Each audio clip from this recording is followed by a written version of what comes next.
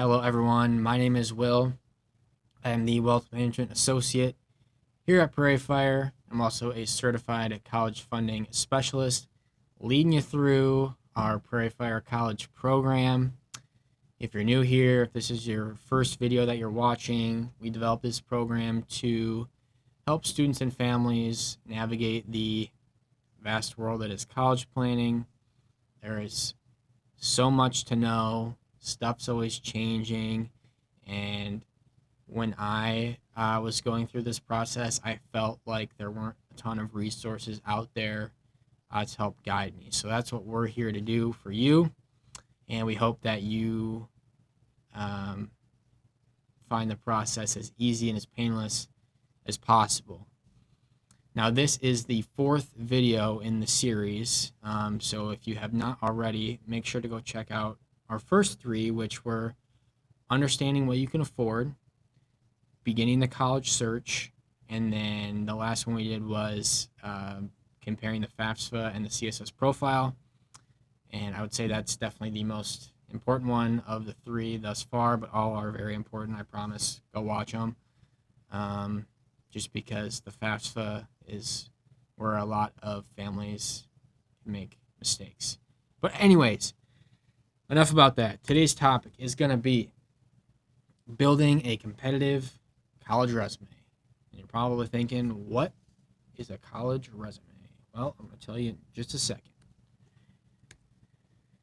What is a college resume? Well, it's basically a job resume, but instead of giving it to a potential employer, you're going to be giving it to the college that you are applying to.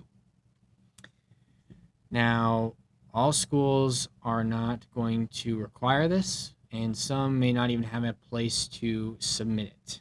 And if your school does not have a place to submit it, then if you really want to send it to them, you can just email a copy to the admissions office along with your college application, or you can use it as good practice and have it on hand for later because a lot of the information on this resume could apply to the actual college application, so it's just nice to have it all in one place. But you're going to want to be highlighting things in your academic career like achievements, skills that you've developed, any experience, extracurriculars, groups, all that kind of stuff that you think is important and has helped shape you as a nice young adult prepared for college. But before we go any further on the college resume, I want to inject here, perform a social media detox. Parents, have your students do this. Students, if you're the one watching this, then do it. I know it sounds dumb. I know I sound old when I say that, but just do it. It's so easy, and it's such a silly mistake if a college admissions officer, happened to stumble upon your social media and they saw some things that you wouldn't want them to see, and that could maybe affect your application or your admission status or maybe some financial aid. It's so easily avoidable, so you don't want to make this silly mistake. And if you are someone who just for whatever reason can't delete the post, you don't want to delete it, then archive it. I know you can do this on Instagram.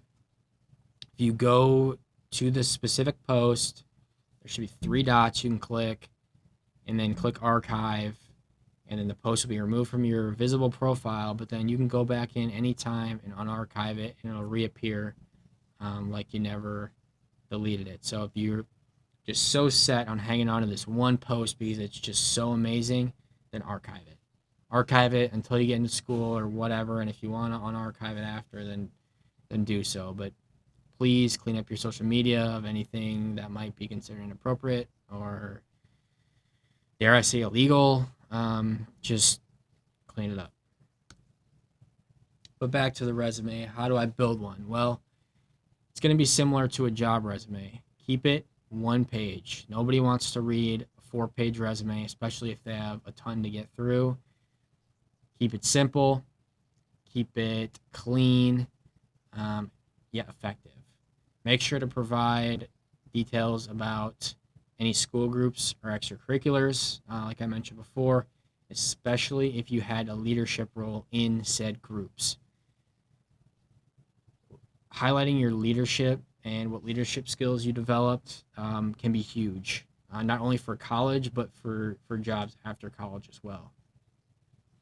And then for academic information, things like your GPA, test scores, took any AP classes or college level classes, put those on there as well. And then some extra nice resume bling would be any volunteer work that you did. And volunteering, so easy. There are volunteer opportunities everywhere in every city. So don't tell me that you can't volunteer because there's nothing to do. There is, I promise. It can be as easy as volunteering at a humane society for a couple hours on a couple different Saturdays. Me personally, I volunteered at a food pantry, and all I did I would go in a couple hours after school for a couple weeks and just restock shelves.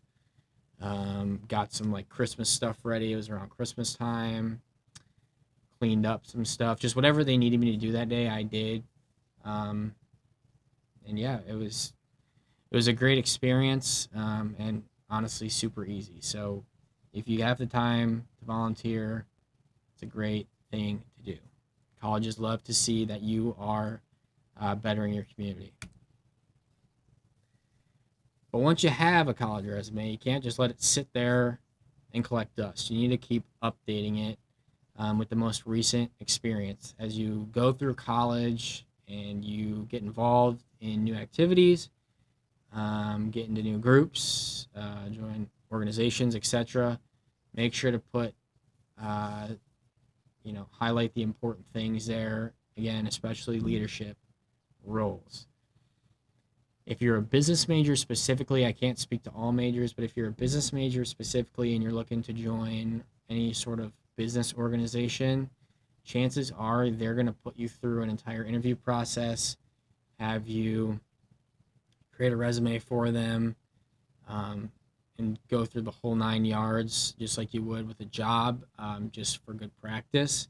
And then you'll already have a resume ready to go for that organization. So just a great way to be proactive, great way to be one step ahead. And then taking a step further to jobs, hiring managers aren't going to care about every single thing you did in college, just like college admissions officers don't care about every single thing you did in high school. Again, just highlight the important things, keep it one page. Leadership skills are important. Put those on there if you've got them. And then make sure to include any other skills that are going to pertain to the career you're trying to get into, that you would have developed in school. And then I've got a couple examples here. So obviously, again, all leadership experience.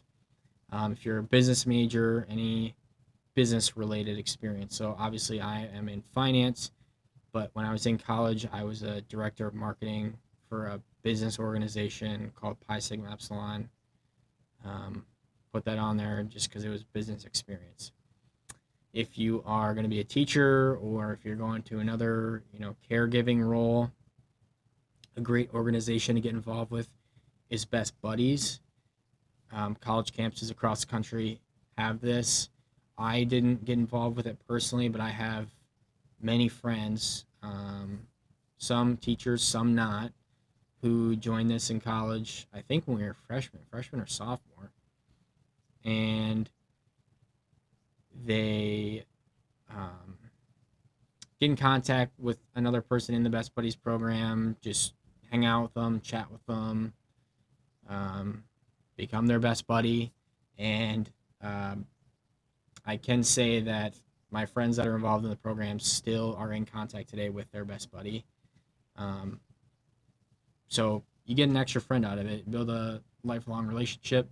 Great, great organization to get involved in if you're going the education or caregiving route.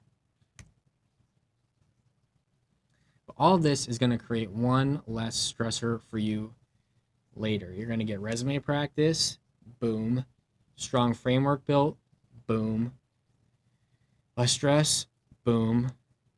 And I have on here, trust me, when you are a college senior and second semester starts and everyone is frantically trying to find a job, they are going to put, I don't want to swear, but they're going to put a half resume together in hopes that they score an interview.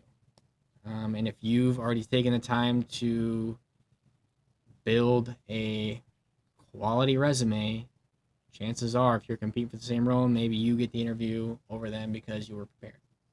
Possibly. So stay proactive and it'll pay dividends throughout.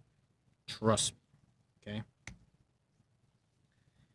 That was a quick one. That's going to wrap it up. If you've got any questions, please don't hesitate to reach out to either Matt or I. I've got our contact information here. If you want us to take a look at your resume, whether it be college or job, send it our way. We're happy to take a look, offer suggestions. Yeah, I've got our general PrairieFire email here, info@PFW Planning. You can feel free to email that. We'll still get your message. If you want to reach out to me directly, my email is going to be the same exact thing as that address. Instead of info, it's going to be will. So WILL at pfwplanning.com. Shoot me a message. Got our phone number there, website. If you're local in Des Moines, want to stop in, say what's up, got our office address there as well. But without further ado, thanks everyone for watching, and we will see you guys next time.